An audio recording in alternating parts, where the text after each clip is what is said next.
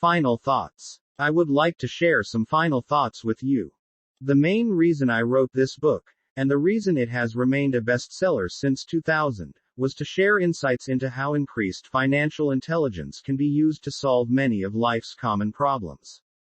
Without financial training, we all too often use the standard formulas to get through life. Work hard, save, borrow, and pay excessive taxes. Today, more than ever, we need better information. I use the following story as an example of a financial problem that confronts many young families today. How do you afford a good education for your children and provide for your own retirement? It requires using financial intelligence instead of hard work. A friend of mine was griping one day about how hard it was to save money for his 4 children's college educations. He was putting $300 away in a college fund each month and had so far accumulated only about $12,000. He had about 12 more years to save for college since his oldest child was then 6 years old. At the time, the real estate market in Phoenix was terrible. People were giving houses away. I suggested to my friend that he buy a house with some of the money in his college fund. The idea intrigued him, and we began to discuss the possibility. His primary concern was that he did not have credit with the bank to buy another house since he was so overextended. I assured him that there were other ways to finance a property rather than through the bank. We looked for a house for 2 weeks, a house that would fit all our criteria. There were plenty to choose from, so shopping was fun. Finally, we found a 3-bedroom, 2-bath home in a prime neighborhood. The owner had been downsized and needed to sell that day because he and his family were moving to California where another job waited. The owner wanted $102,000, but we offered only $79,000. He took it immediately and agreed to carry back the loan with a 10% down payment. All my friend had to come up with was $7,900.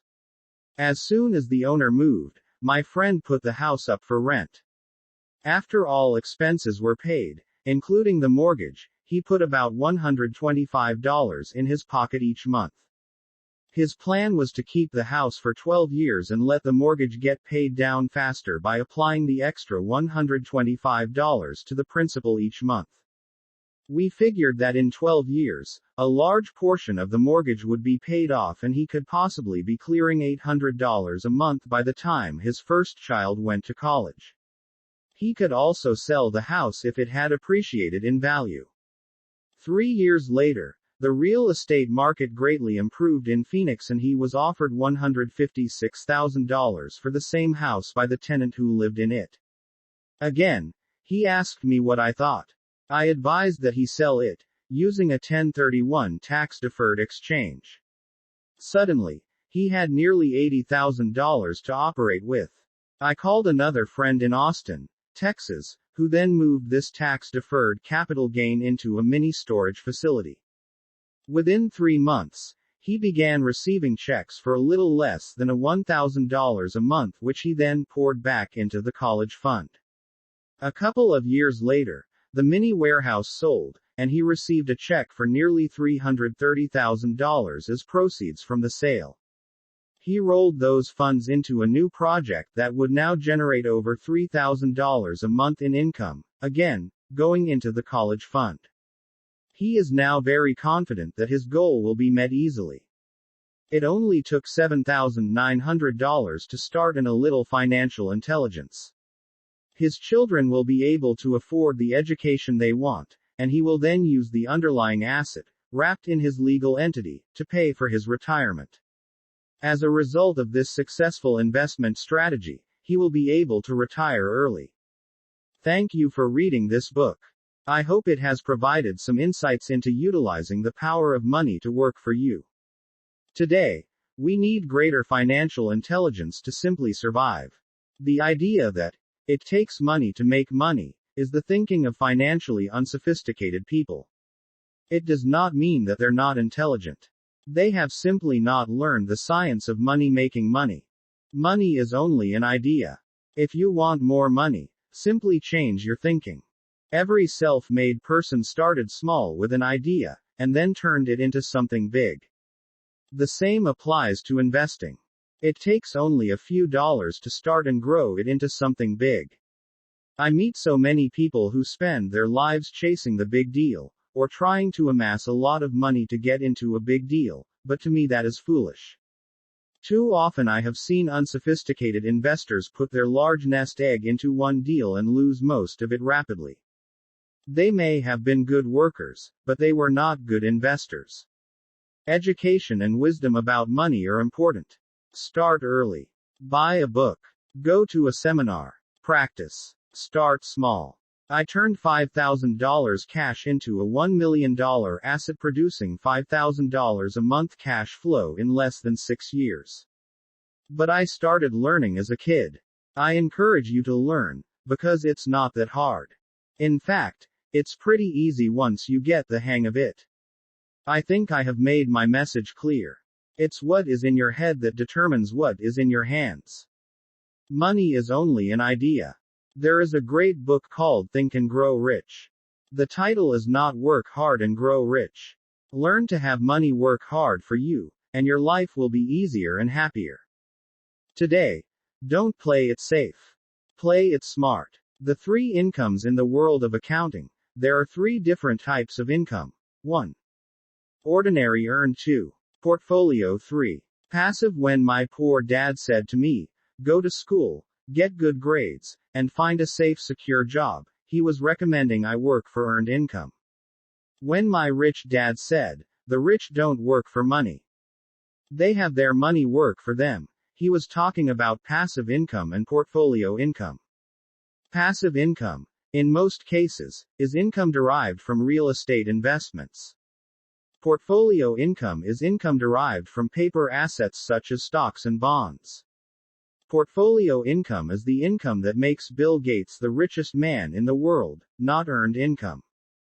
Rich Dad used to say, the key to becoming wealthy is the ability to convert earned income into passive income or portfolio income as quickly as possible. He would say, taxes are highest on earned income. The least taxed income is passive income. That is another reason why you want your money working hard for you. The government taxes the income you work hard for more than the income your money works hard for. In my second book, Rich Dad's Cash Flow Quadrant, I explain the 4 different types of people who make up the world of business. They are E. Employee, S. Self-employed, B. Business owner, and I. Investor. Most people go to school to learn to be an E or an S. The cash flow quadrant is written about the core differences of these 4 types and how people can change their quadrant. In fact, most of our products are created for people in the B and I quadrants. In Rich Dad's Guide to Investing, book number 3 in the Rich Dad series, I go into more detail on the importance of converting earned income into passive and portfolio income. Rich Dad used to say, all a real investor does is convert earned income into passive and portfolio income. If you know what you're doing, investing is not risky. It's just common sense. The key to financial freedom and great wealth is a person's ability to convert earned income into passive and or portfolio income. My rich dad spent a lot of time teaching Mike and me this skill. Having this ability is the reason my wife Kim and I are financially free, never needing to work again. We continue to work because we choose to. Today we own a real estate investment company for passive income and participate in private placements and initial public offerings of stock for portfolio income. We also went back to work to build a financial education company so that we can continue to create and publish books and games. All of our educational products are created to teach the same skills my rich dad taught me, the skills of converting earned income into passive and portfolio income. The games we create are important because they teach what books cannot teach. For example, you could never learn to ride a bicycle by only reading a book.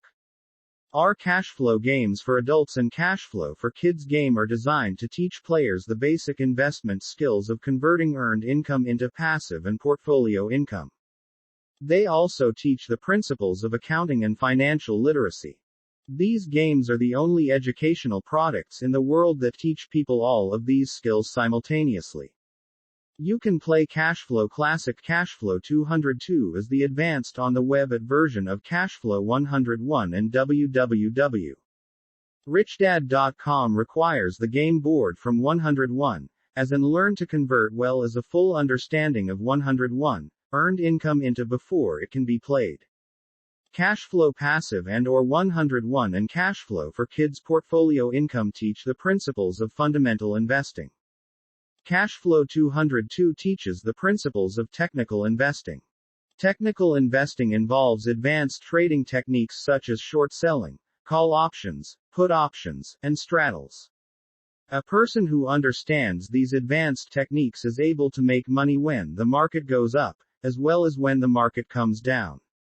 As my rich dad would say, a real investor makes money in an up market and a down market. That is why they make so much money. One of the reasons they make more money is simply because they have more self-confidence. Rich dad would say, they have more self-confidence because they are less afraid of losing. In other words, the average investor does not make as much money because they are so afraid of losing money. The average investor does not know how to protect themselves from losses, and that is what Cashflow 202 teaches. Average investors think investing is risky because they have not been formally trained to be professional investors. As Warren Buffett, America's richest investor, says, risk comes from not knowing what you're doing. My board games teach the simple basics of fundamental investing and technical investing while people are having fun. I occasionally hear someone say, your educational games are expensive, which poses the question of ROI, the return on investment, or the value returned for the price paid. I nod my head and reply, yes, they may be expensive, especially when compared to entertainment board games. But my games are not as expensive as a college education, working hard all your life for earned income, paying excessive taxes, and then living in terror of losing all of your money in the investment markets. When someone walks away mumbling about the price, I can hear my rich dad saying, if you want to be rich, you must know what kind of income to work hard for, how to keep it, and how to protect it from loss. That is the key to great wealth.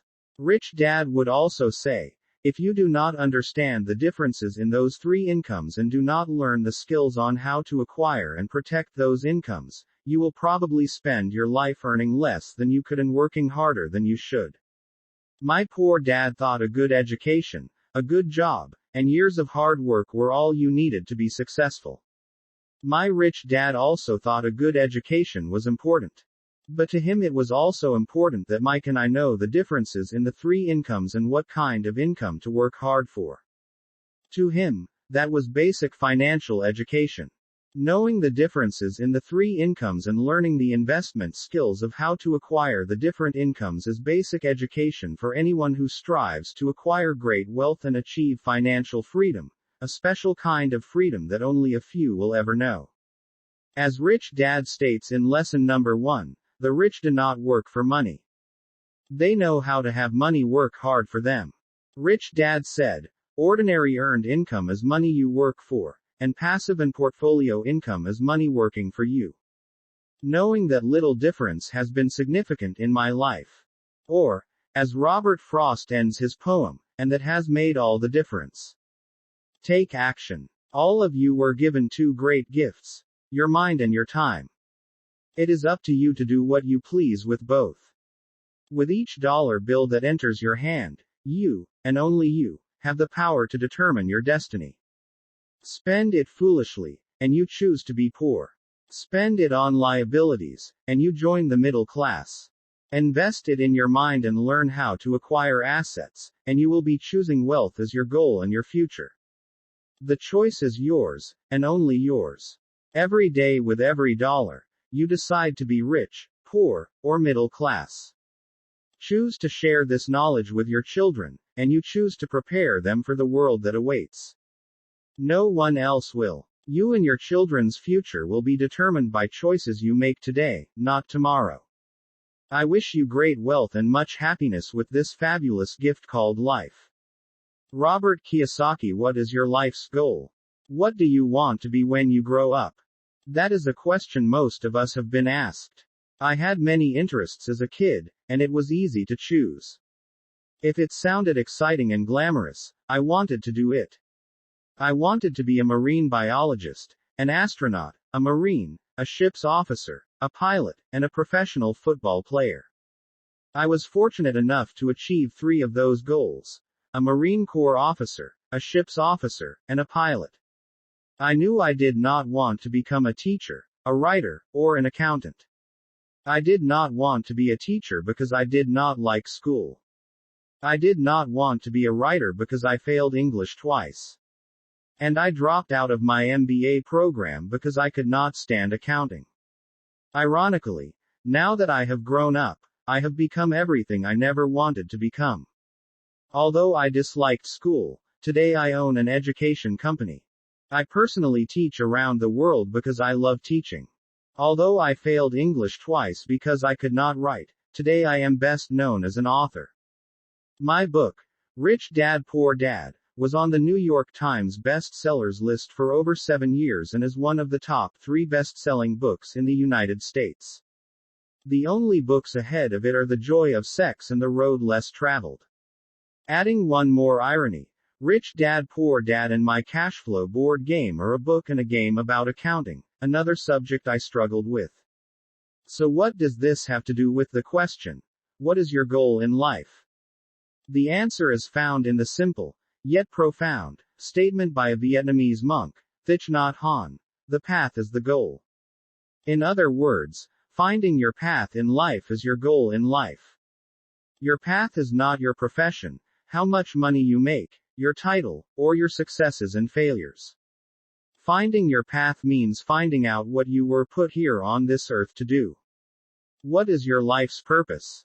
Why were you given this gift called life? And what is the gift you give back to life? Looking back, I know going to school was not about finding my life's path. I spent 4 years in military school, studying and training to be a ship's officer. If I had made a career sailing for Standard Oil on their oil tankers, I would never have found my life's path. If I had stayed in the Marines or had gone to fly for the airlines, I would never have found my life's path. Had I continued on as a ship's officer or become an airline pilot, I would never have become an international best-selling author, been a guest on the Oprah show, written a book with Donald Trump, or started an international education company that teaches entrepreneurship and investing throughout the world. Finding your path. This Cashflow Quadrant book is important because it is about finding your path in life. As you know, most people are programmed early in life to go to school and get a job. School is about finding a job in the E or S quadrant. It is not about finding your life's path. I realize there are people who know exactly what they are going to do early in life. They grow up knowing they are going to be a doctor, lawyer, musician, golfer, or actor.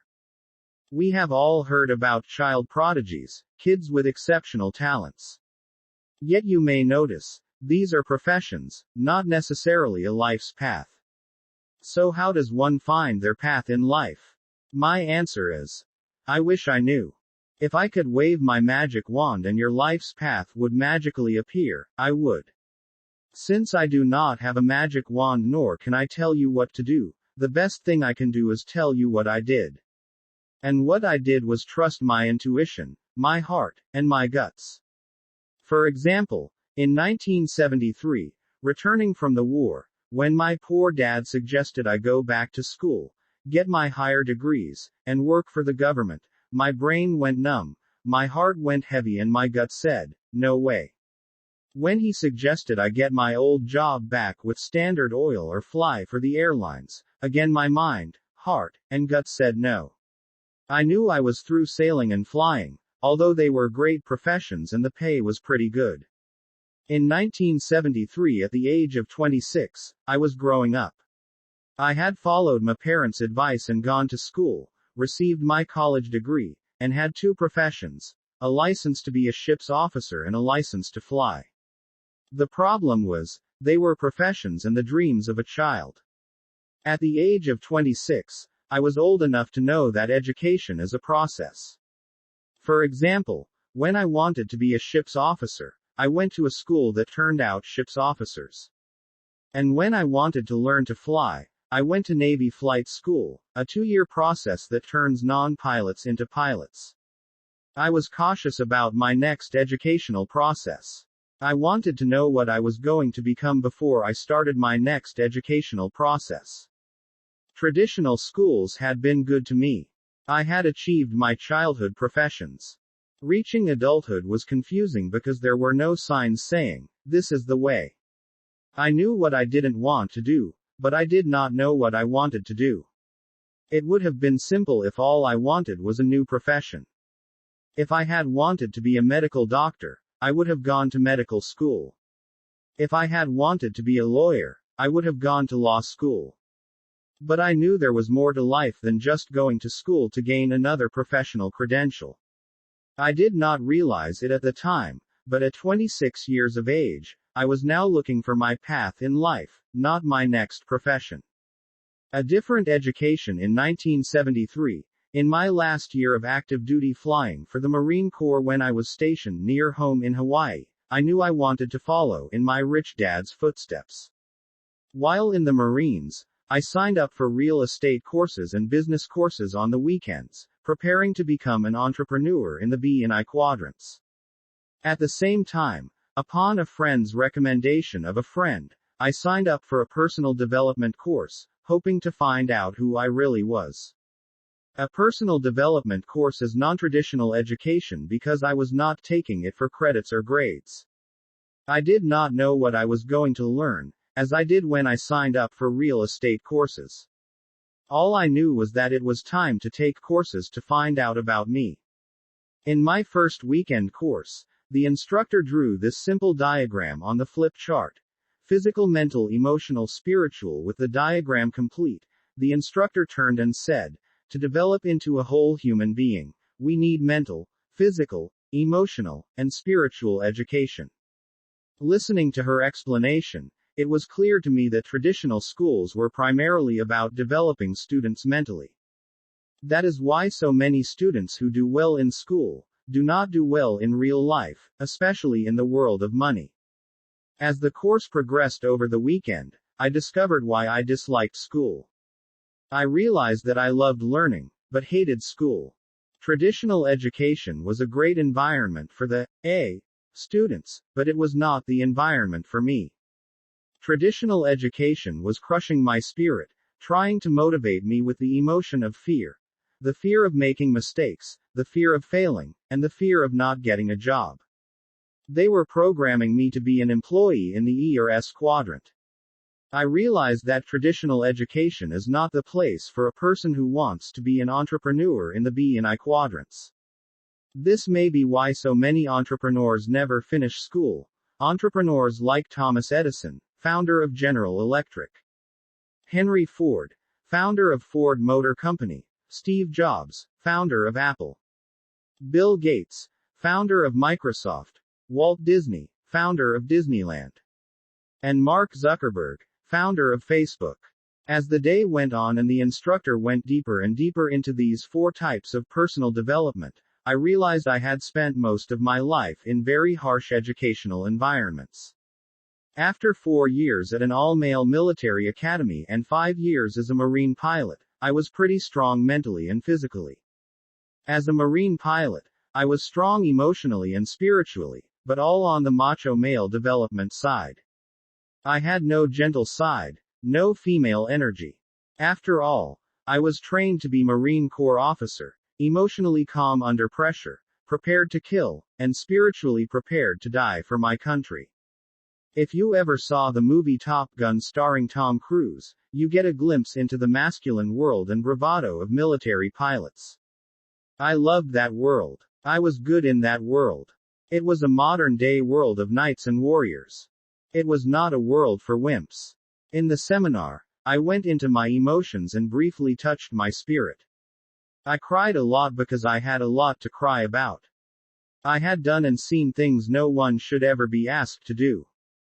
During the seminar, I hugged a man, something I had never done before, not even with my father. On Sunday night, it was difficult leaving this self-development workshop. The seminar had been a gentle, loving, honest environment. Monday morning was a shock to once again be surrounded by young egotistical pilots, dedicated to flying, killing and dying for country. After that weekend seminar, I knew it was time to change. I knew developing myself emotionally and spiritually to become a kinder, gentler, and more compassionate person would be the hardest thing I could do. It went against all my years at the military academy and flight school. I never returned to traditional education again. I had no desire to study for grades, degrees, promotions, or credentials again. From then on, if I did attend a course or school, I went to learn, to become a better person. I was no longer in the paper chase of grades, degrees, and credentials. Growing up in a family of teachers, your grades, the high school and college you graduated from, and your advanced degrees were everything.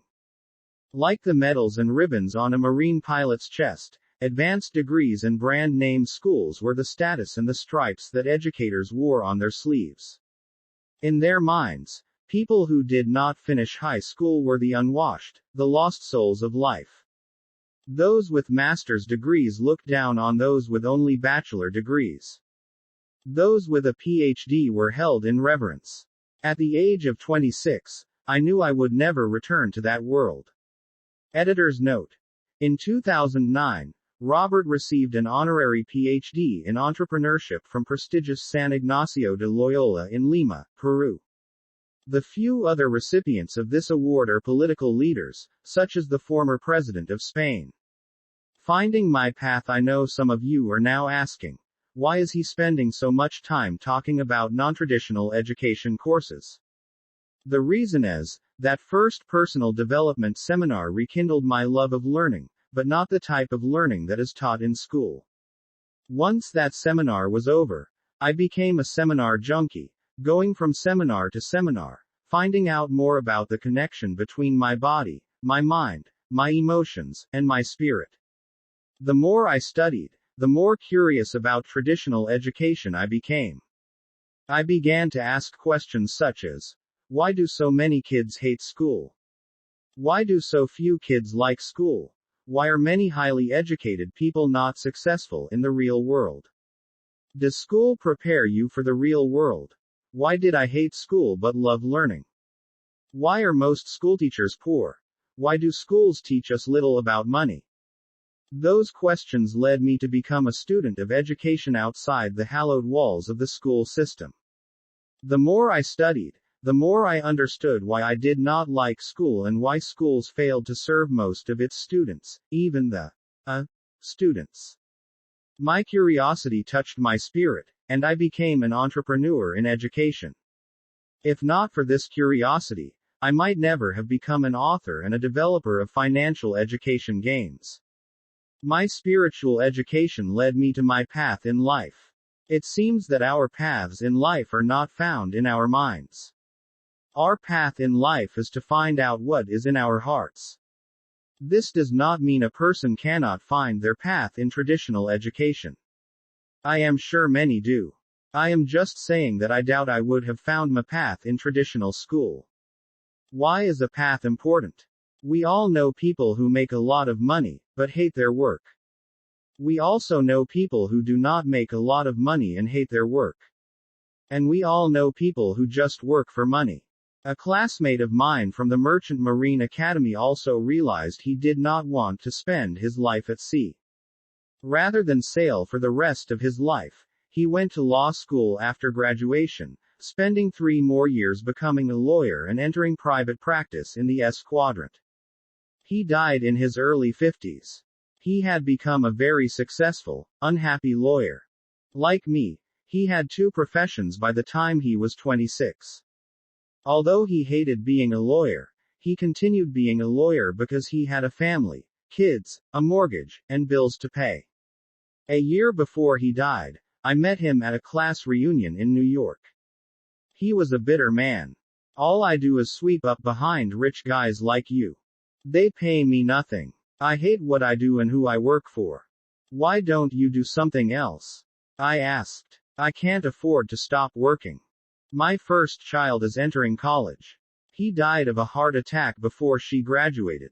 He made a lot of money via his professional training, but he was emotionally angry, spiritually dead, and soon his body followed.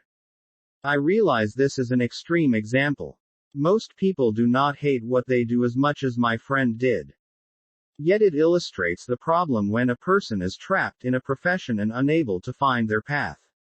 To me, this is the shortcoming of traditional education.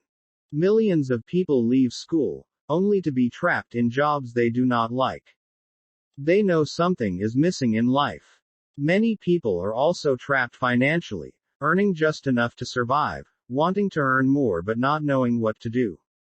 Without awareness of the other quadrants, many people go back to school and look for new professions or pay raises in the E or S quadrant, unaware of the world of the B and I quadrants. My reason for becoming a teacher. My primary reason for becoming a teacher in the B quadrant was a desire to provide financial education. I wanted to make this education available to anyone who wanted to learn, regardless of how much money they had or what their grade point averages were. That is why the Rich Dad Company started with the cash flow game. This game can teach in places I could never go. The beauty of the game is that it was designed to have people teach people. There is no need for an expensive teacher or classroom. The cash flow game is now translated into over 16 languages, reaching millions of people all over the world. Today, the Rich Dad Company offers financial education courses as well as the services of coaches and mentors to support a person's financial education. Our programs are especially important for anyone wanting to evolve out of the E and S quadrants into the B and I quadrants. There is no guarantee that everyone will make it to the B and I quadrants, yet they will know how to access those quadrants if they want to. Change is not easy for me. Changing quadrants was not easy. It was hard work mentally, but more so emotionally and spiritually. Growing up in a family of highly educated employees in the E quadrant, I carried their values of education, job security, benefits, and a government pension. In many ways, my family values made my transition difficult. I had to shut out their warnings, concerns, and criticisms about becoming an entrepreneur and investor. Some of their values I had to discount were, but you have to have a job. You're taking too many risks. What if you fail?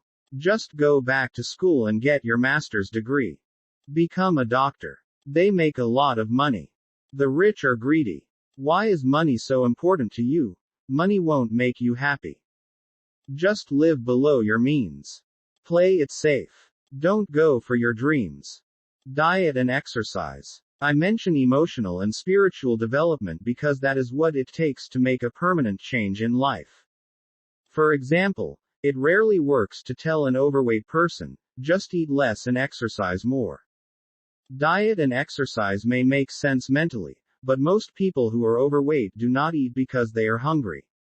They eat to feed an emptiness in their emotions and their soul. When a person goes on a diet and exercise program, they are only working on their mind and their body.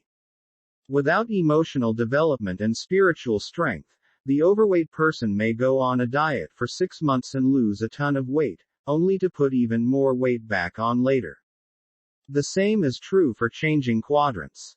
Saying to yourself, I'm going to become an entrepreneur in the B quadrant, is as futile as a chain smoker saying, tomorrow I'm going to quit smoking. Smoking is a physical addiction caused by emotional and spiritual challenges. Without emotional and spiritual support, the smoker will always be a smoker. The same is true for an alcoholic, a sex addict, or a chronic shopper. Most addictions are attempts to find happiness in people's souls. This is why my company offers courses for the mind and body, but also coaches and mentors to support the emotional and spiritual transitions. A few people are able to make the journey alone, but I was not one of them. If not for a coach like my rich dad and the support of my wife Kim, I would not have made it. There were so many times I wanted to quit and give up. If not for Kim and my rich dad, I would have quit. Why? Students fail. Looking at the diagram again, it is easy to see why so many students fail in the world of money. Body, mind, emotion, spirit. A person may be highly educated mentally, but if they are not educated emotionally, their fear will often stop their body from doing what it must do. That is why so many students get stuck in analysis paralysis, studying every little detail, but failing to do anything. This analysis paralysis is caused by our educational system punishing students for making mistakes. If you think about it, students are students simply because they made the fewest mistakes. The problem with that emotional psychosis is that, in the real world, people who take action are the ones who make the most mistakes and learn from them to win in the game of life. Just look at Presidents Clinton and Bush. Clinton could not admit he had sex, and Bush could not recall any mistakes he made during his presidency. Making mistakes is human, but lying about your mistakes is criminal, a criminal act known as perjury. When criticized for making 1,014 mistakes before creating the electric light bulb, Thomas Edison said, "I did not fail 1,014 times. I successfully found out what did not work 1,014 times." In other words, the reason so many people fail to achieve success is because they fail to fail enough times. Looking at the diagram again, body, mind, emotion, spirit. One of the reasons so many people cling to job security is because they lack emotional education. They let fear stop them. One of the best things about military school and the Marine Corps is that these organizations spend a lot of time developing young men and women spiritually, emotionally, mentally, and physically. Although it was a tough education, it was a complete education, preparing us to do a nasty job. The reason I created the cash flow game is because the game educates the whole person. The game is a better teaching tool than reading or lecture, simply because the game involves the body, mind, emotions, and spirit of the player. The game is designed for players to make as many mistakes as possible with play money, and then learn from those mistakes. To me, this is a more humane way to learn about money. The path is the goal. Today, there are thousands of cash flow clubs all over the world. One reason why cash flow clubs are important is because they are a shelter from the storm, a way station on the path of life. By joining a cash flow club, you get to meet people like you, people who are committed to making changes, not just talking about change. Unlike school, there is not a requirement of past academic success. All that is asked is a sincere desire to learn and make changes. In the game, you will make a lot of mistakes in different financial situations and will learn from your mistakes, using play money. Cash flow clubs are not for those who want to get rich quick. Cash flow clubs are there to support the long-term mental, emotional, spiritual, physical, and financial changes a person needs to go through. We all change and evolve at different rates of speed, so you are encouraged to go at your own speed. After playing the game with others a few times, you will have a better idea of what your next step should be and which of the 4 asset classes, business, real estate, paper assets, or commodities, is best for you. In conclusion, finding one's path is not necessarily easy. Even today, I do not really know if I am on my path or not. As you know, we all get lost at times, and it is not always easy to find our way back. If you feel you are not in the right quadrant for you, or you are not on your life's path, I encourage you to search your heart and find your path in life. You may know it is time to change if you are saying things like the following statements: I'm working with dead people. I love what I do, but I wish I could make more money. I can't wait for the weekend. I want to do my own thing. Is it quitting time yet? My sister is a Buddhist nun. Her path is to support the Dalai Lama, a path that pays nothing. Yet, although she earns little, it does not mean she has to be a poor nun. She has her own rental property and investments in gold and silver. Her strength of spirit and her financially educated mind allow her to follow her life's path without taking a vow of poverty. In many ways, it was a good thing I was labeled stupid in school. Although emotionally painful, that pain allowed me to find my life's path as a teacher. And like my sister, the nun, just because I am a teacher does not mean I have to be a poor teacher. Repeating what Thich Nhat Hanh said, the path is the goal. Which quadrant are you in? The cash flow quadrant is a way to categorize people based on where their money comes from. Are you financially free? If your life has come to a financial fork in the road, Rich Dad's cash flow quadrant was written for you. If you want to take control of what you do today in order to change your financial destiny, this book will help you chart your course. This is the cash flow quadrant. The letters in each quadrant represent E for employee, S for small business or self-employed, B for big business, I for investor. Each of us resides in at least one of the four sections, quadrants, of the cash flow quadrant. Where we are is determined by where our cash comes from. Many of us are employees who rely on paychecks, while others are self-employed. Employees and self-employed individuals reside on the left side of the cash flow quadrant. The right side is for individuals who receive their cash from businesses they own or investments they own. The cash flow quadrant is an easy way to categorize people based on where their money comes from. Each quadrant within the cash flow quadrant is unique, and the people within each one share common characteristics. The quadrants will show you where you are today and will help you chart a course for where you want to be in the future as you choose your own path to financial freedom. While financial freedom can be found in all four of the quadrants, the skills of A, B, or I will help you reach your financial goals more quickly. Successful E's need to become successful I's to ensure their financial security during retirement. What do you want to be when you grow up? This book is, in many ways, part 2 of my book, Rich Dad Poor Dad. For those of you who may not have read Rich Dad Poor Dad, it is about the different lessons my two dads taught me about money and life choices. One was my real dad, and the other was my best friend's dad. One was highly educated and the other was a high school dropout. One was poor, and the other was rich. Poor dad's advice.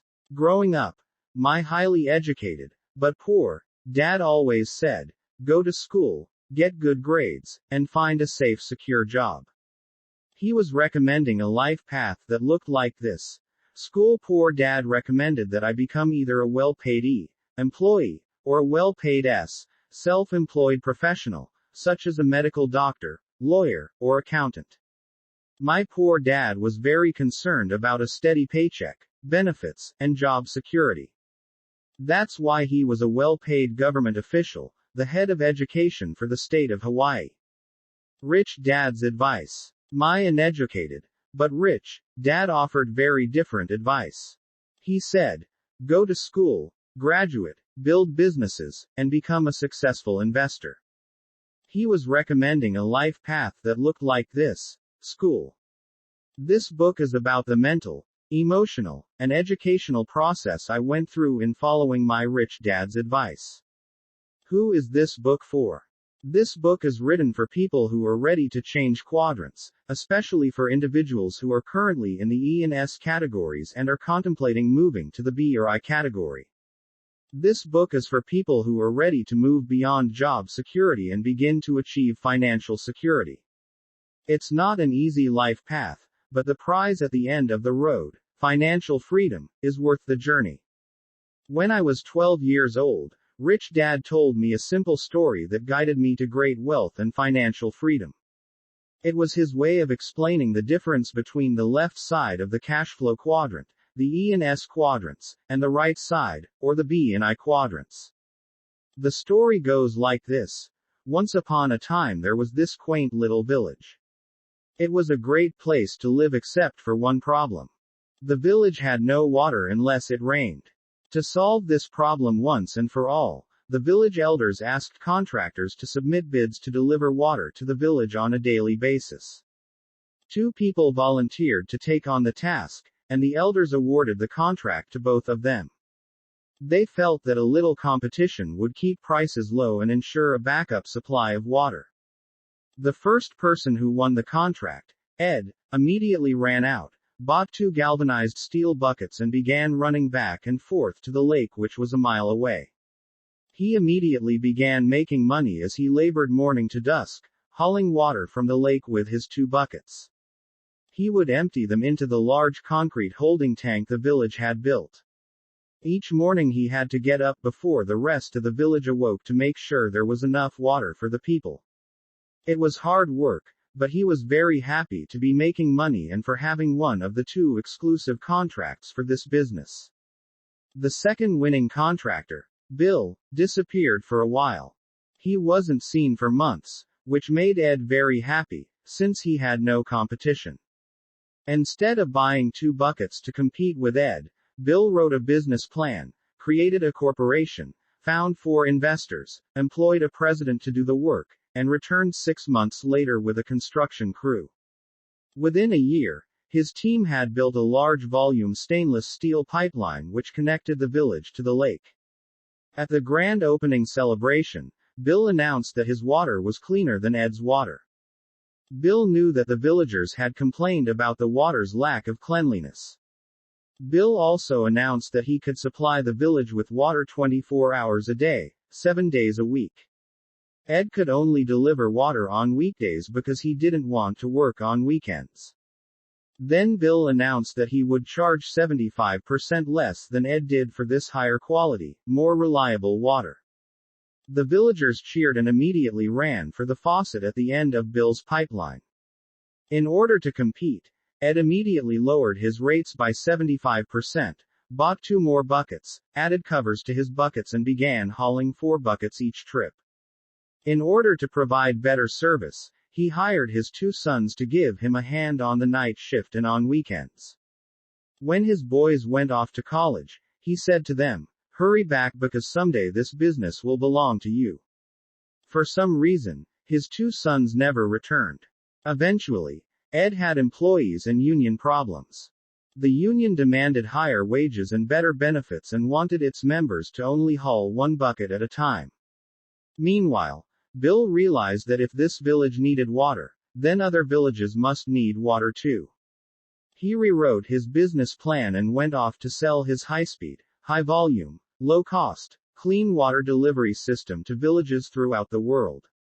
He only makes a penny per bucket of water delivered, but he delivers billions of buckets of water every day.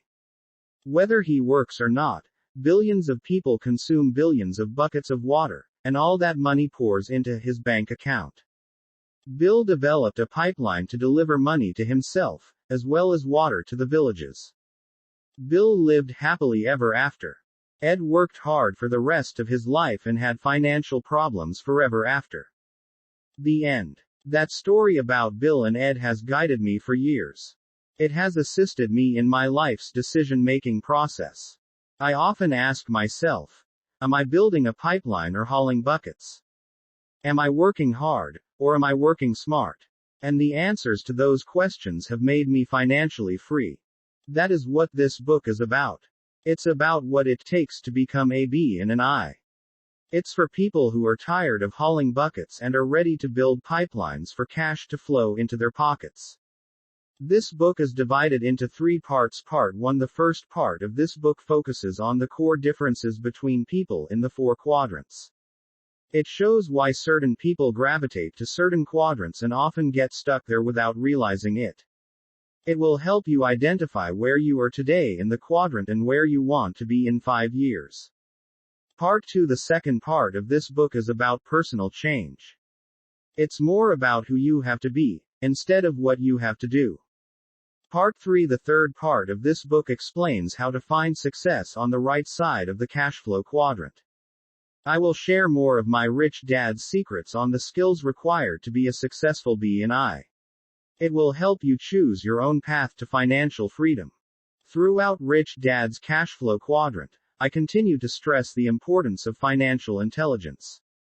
If you want to operate on the right side, the B and I quadrant side, you must be smarter than if you choose to stay on the left side, the E and S quadrant side. To be a B or I, you must be able to control the direction of your cash flow. This book is written for people who are ready to make changes in their lives to move beyond job security and begin to build their own pipelines to achieve financial freedom. We are in the information age, which offers more opportunities for financial reward than ever before. Individuals with the skills of the B's and I's will be able to identify and seize those opportunities. To be successful in the information age, a person needs information from all four quadrants. Unfortunately, our schools are still in the industrial age and still prepare students for only the left side of the cash flow quadrant. If you're looking for new answers to move forward in the information age, this book is for you. It doesn't have all the answers, but it will share the deep personal and guiding insights I gained as I traveled from the E and S side to the B and I side.